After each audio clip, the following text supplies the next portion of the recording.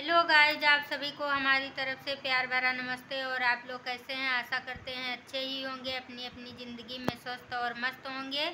और आप लोगों की दुआ से मैं भी अच्छी हूँ। आप लोगों का हमारे चैनल में स्वागत है। आप लोग हमारे साथ वीडियो में बने रहिए।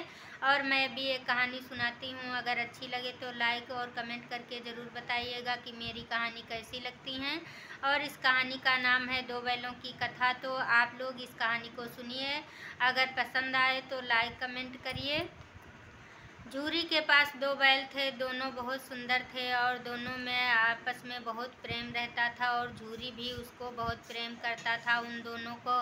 और दोनों बैलों का नाम हीरा और मोती था। हीरा मोती दोनों आपस में बहुत ही प्यार से रहते थे और दोनों में कुछ भी आनाकानी नहीं होती थी। अगर किसी काम को करना होता तो दोनों बैल मिलजुल कर लेते थे। और दोनों बहुत खुश थे। झूरी भी उन दोनों बैलों को बहुत प्यार करता था और उनको अच्छा अच्छा चारा पानी देता था। यह सब देखकर झूरी बहुत खुश रहता था और अपनी खेती अच्छे से किया करता था। तभी एक दिन झूरी का साला दया आया और उनके दोनों बैलों को अपने घर ले गया और ले जाकर के उन दोनों से बहुत ज़्यादा काम लिया और खाने के लिए सूखी घास डाल देता था। दोनों बैल यह देखकर बिल्कुल एकदम दुखी हो जाते थे और वो दोनों बेचारे पानी पीकर ही अपनी भूख शांत कर लेते थे। मोती बहुत समझदार था।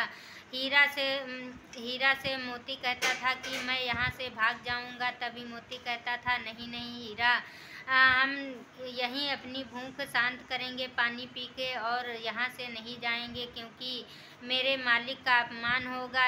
जैसे तैसे वो दोनों एक रात गुजारी और दूसरे दिन जब रात हुई तब हीरा ने क्या किया, वहाँ से मोती की भी रस्सी खोल दी और दोनों बैल भाग आए और झूरी के घर आ गए। झूरी ने देखा उन दोनों को तो बहुत खुश हुआ और कहने लगा, अच्छे से चारा पानी नहीं दिया गया ने, तभी ये दोनों भाग आए। और जैसे ही झूरी की पत्नी ने दोनों बैलों को देखा तो बहुत आग बबूला हो गई और कहने लगी, ये दोनों हमारे भाई के वहाँ से क्यों भाग आए हैं? तुम इनको ना बहुत ज़्यादा प्यार करते हो, इसीलिए ये दोनों वहाँ से चले आए हैं और थोड़ा सा काम था वो नहीं किए हैं। तभी झूरी ने कहा, अच्छे से खाना पानी नहीं दिया होगा तभी वहाँ से चले आए हैं ये दोनों। तभी झूरी की पत्नी ने झूरी से अकड़ कर बोली, इन दोनों को वहीं भेज दो। इसके बाद तुरंत ही गया वहाँ आ गया और गया कहने लगा, ये दोनों चुपके से चुरा कर भाग आए हैं। तभी झूरी की पत्नी बोली, इनको फिर से वापस ले जाइए। और गया फिर से उन दोनों बैलों को अपने घर ले आया और दिन भर काम कराया करता था और रात में रूखा सूखा भोजन उनके आगे डाल देता था। घास जो सूखी होती है उसको देता था खाने के लिए। दोनों बैल बेचारे कुछ भी नहीं खाते थे और पानी पीकर अपनी भूख शांत कर लेते थे। गया की एक छोटी सी बेटी थी, उसकी माँ नहीं थी और वो घर से रोटियां चुरा कर लाती थी तो हीरा और मोती को दोनों को रोटी खिलाती थी। हीरा मोती की भूख तो नहीं शांत होती थी, लेकिन उस छोटी सी बच्ची का प्यार देखकर हीरा मोती दोनों बहुत खुश रहते थे। जैसे तैसे कुछ दिन तक हीरा मोती दोनों गया के वहाँ रहे। इसके बाद जब बहुत परेशान हो गए, इसमें हीरा बहुत कमज़ोर हो गया था और मोती थोड़ा हष्ट पुष्ट रहता था। तो एक दिन मोती ने कहा, चलो यहाँ से भाग निकलें। यह देखकर वो छोटी सी बेटी समझ गई और कहने लगी, मैं तुम्हारी दोनों की रस्सियाँ खोल देती हूँ और यहाँ से भाग जाओ, नहीं तो तुम्हें मेरे पिता कुछ खाने पीने को नहीं देंगे और तुम लोग मर जाओगे।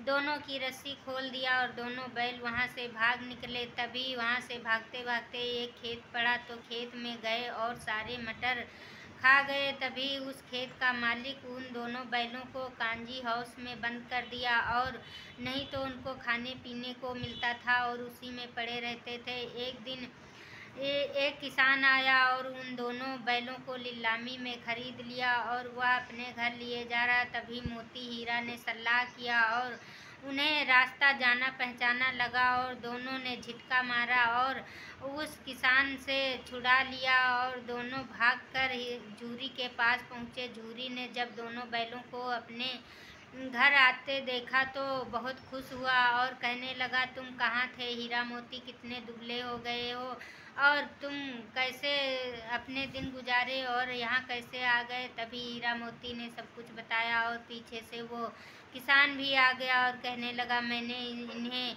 नीलामी में खरीद लिया है। और यह सुनते ही झूरी ने कहा, नहीं नहीं, मैंने तो बैलों को बेचा तक नहीं था, मैं जब बेचूंगा तभी तुम खरीदोगे। और वह किसान को तुरंत हीरा मोती दोनों मार कर भगा दिया और झूरी को अपने बैल मिल गए और हीरा मोती दोनों अपने मालिक को पाकर बहुत खुश हुए। तभी झूरी की पत्नी ने भी जब बैलों को देखा तो उसकी आंखों में आंसू आ गए और कहने लगी, ये दोनों जानवर तो ज़रूर हैं लेकिन इन दोनों में प्यार बहुत है। ये हम दोनों को छोड़कर कहीं रहेंगे नहीं और इनको बस अपने ही घर में अच्छा लगता है। तो कहा जाता है, पशु पक्षी कोई भी हो, ये प्यार के भूखे होते हैं। जो प्यार से रखेगा उनके ऊपर पशु पक्षी है और अन्य कोई भी है तो प्यार का ही भूखा होता है।